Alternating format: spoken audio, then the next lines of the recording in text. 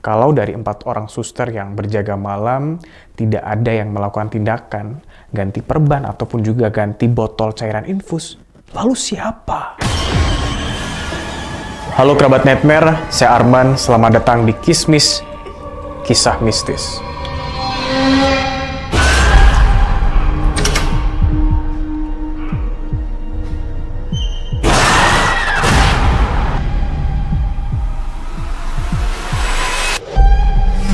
Rumah sakit terbesit dalam benak kita, tempat yang hening, lorong yang gelap, kamar bedah, sampai ruangan-ruangan yang memiliki aura tersendiri.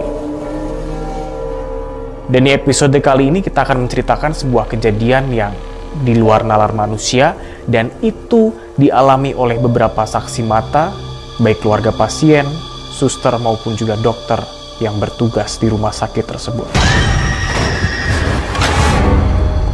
Cerita ini masih bukan cerita usang dan rekayasa, tapi kisah mistis kali ini benar-benar nyata dan terjadi di RSUD yang masih aktif di Kota Jawa Tengah.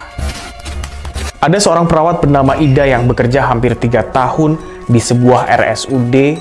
Saat shift jaga malam, Ida dan teman-teman suster lain visit ke beberapa kamar pasien. Awalnya semuanya berjalan biasa saja dan tidak ada yang mencurigakan. Saat itu jam di rumah sakit sudah menunjukkan pukul 10 malam. Sudah tidak ada lagi keluarga pasien yang berkunjung ataupun juga lalu lalang. Malam itu hanya ada dokter dan suster yang berjaga. Bangsal rumah sakit kelas 2 tempat Ida bekerja ini dihuni oleh beberapa pasien darurat, entah itu sakit karena penyakit serius, bersalin, ataupun juga kecelakaan yang memang butuh pengawasan ekstra.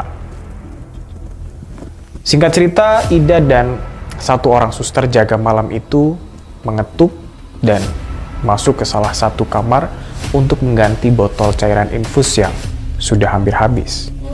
Saat mendekati tiang infus, sang pasien terbangun dan bilang kepada Ida, "Infus sudah diganti kok, Mbak." Ida dan temannya melihat tiang infus dan benar saja, botol cairan infus yang baru sudah tergantung rapih di situ. Tanpa rasa curiga sedikit pun, Ida dan temannya kembali ke ruang jaga dan berkumpul dengan 2 suster lainnya yang sudah visit atau mengecek beberapa pasien di bangsal kamar lain. Jadi malam itu ada 4 orang suster yang bertugas, 2 suster, Ida dan partnernya mengecek bangsal kamar sisi kiri. Sementara 2 suster lainnya mengecek bangsal sisi sebelah kanan. Kamar khusus pasien kecelakaan dan juga bersalin.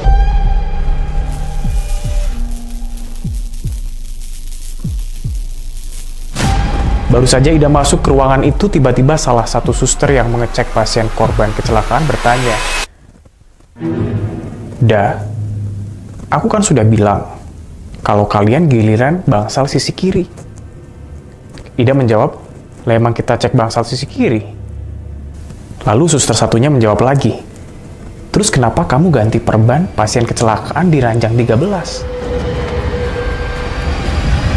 Ida dan temannya saling bertatap, lalu Ida menjawab, "Lah yang ganti perban siapa? Justru aku mau nanya, yang pasang botol infus di kamar 219 itu siapa?" Keempat suster itu saling bertatapan, mereka terlihat pucat dan juga kebingungan. Kalau dari 4 orang suster yang berjaga malam, tidak ada yang melakukan tindakan ganti perban ataupun juga ganti botol cairan infus, lalu siapa? Siapa yang melakukannya? Keluarga pasien? Tidak mungkin, karena mereka tidak punya akses untuk melakukan hal tersebut. Seminggu berlalu, cerita itu dirahasiakan oleh Ida dan 3 suster lainnya. Karena dalam pikiran mereka itu, hal mustahil. Dan mereka juga tidak ingin disalahkan atas kejadian tersebut. Hari ke-9, Ida mengalami kejadian yang sama, tepat jam 10 malam. Di bangsal yang sama tapi berbeda orang, seorang pasien yang memanggil Ida malam itu pasien itu meminta Ida untuk memanggil suster yang tadi membantu mengantar ke kamar mandi dan menggantikan baju pasien tersebut.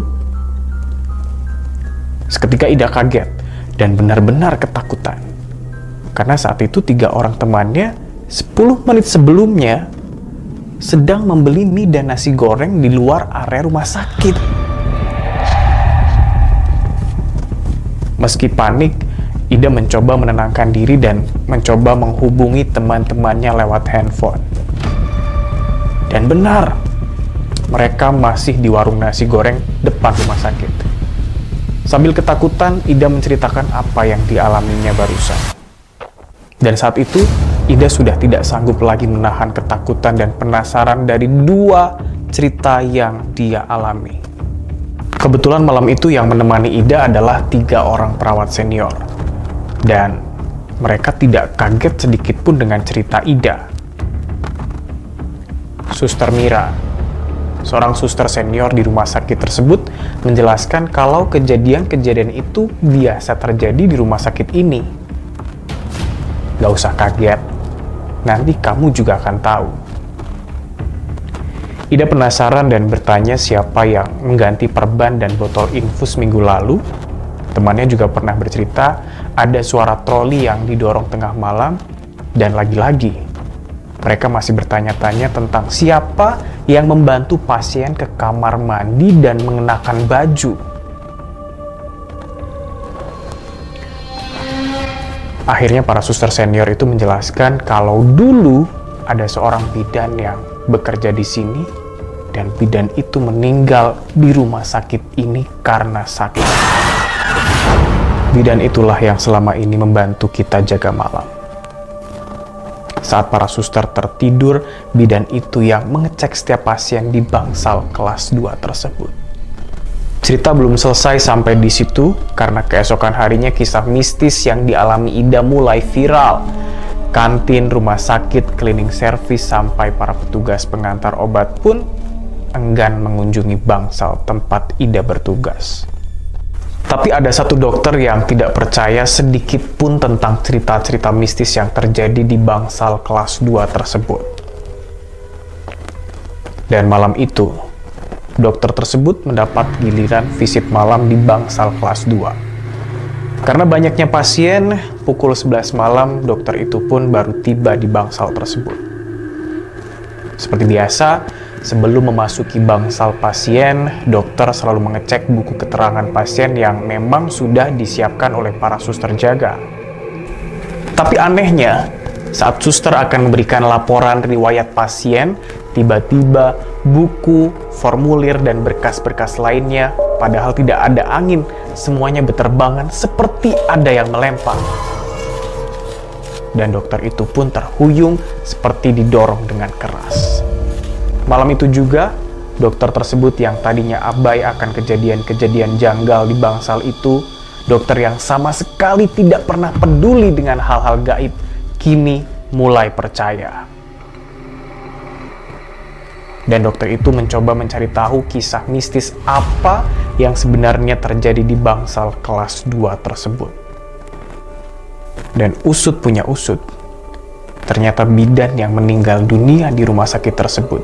1 jam sebelum bidan itu menghembuskan nafas terakhirnya, dia meminta kepada suster Mira kalau seragam prakteknya tolong ditaruh di ruang kerjanya.